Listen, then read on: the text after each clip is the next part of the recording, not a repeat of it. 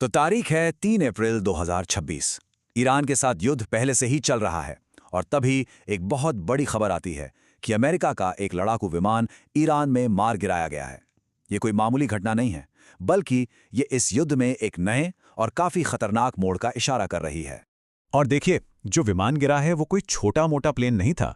वो था एक अमेरिकी F-15E स्ट्राइक ईगल।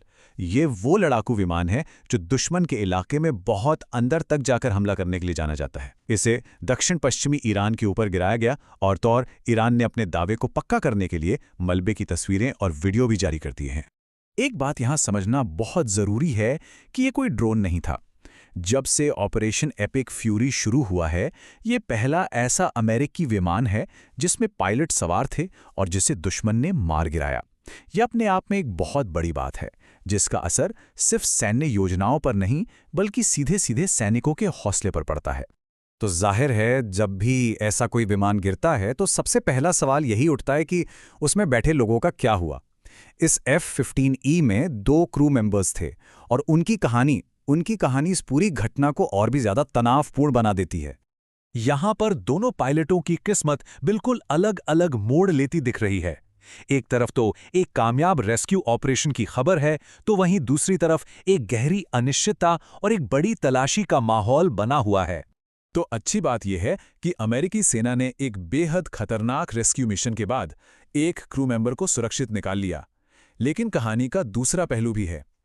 दूसरे पायलट की तलाश अभी भी चल रही है और जैसे जैसे वक्त बीत रहा है, ये खोज और भी मुश्किल होती जा रही है। और इस पूरी सिचुएशन को और भी ज्यादा कॉम्प्लिकेटेड बनाते हुए ईरान ने एक ऐलान कर दिया है।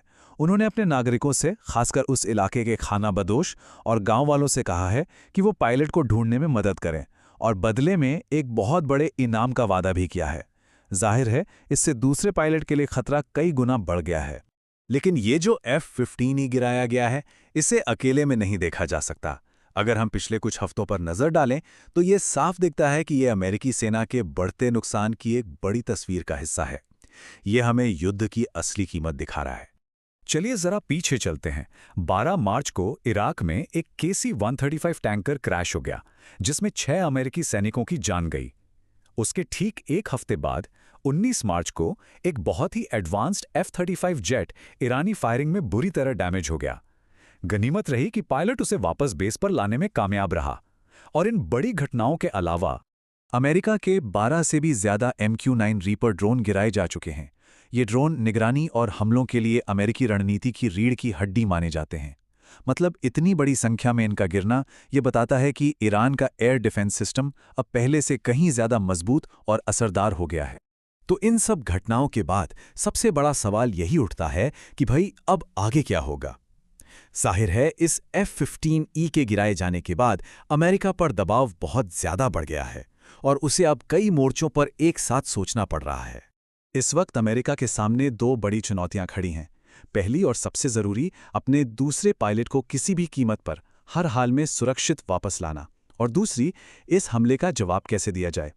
इसका मतलब ये हो सकता है कि आने वाले दिनों में हमें ईरान पर और भी जबरदस्त हवाई हमले देखने को मिले। प्रेसिडेंट ट्रंप को पूरी ब्रीफिंग दे दी गई है और अब पूरी दुनिया की नजरें व्हाइट हाउस पर हैं कि उनका अगला कदम क्या होगा। और आखिर में हम इसी बड़े सवाल पर आकर रुकते हैं। क्या एक विमान का गिरना और एक पायलट का लापता होना इस पूरे युद्ध का रुख बदल सकता है? क्या इससे तनाव और बढ़ेगा या फिर ये दोनों देशों को बातचीत की टेबल पर आने के लिए मजबूर कर देगा? खैर, इसका जवाब तो आने वाला वक्त ही बताएगा।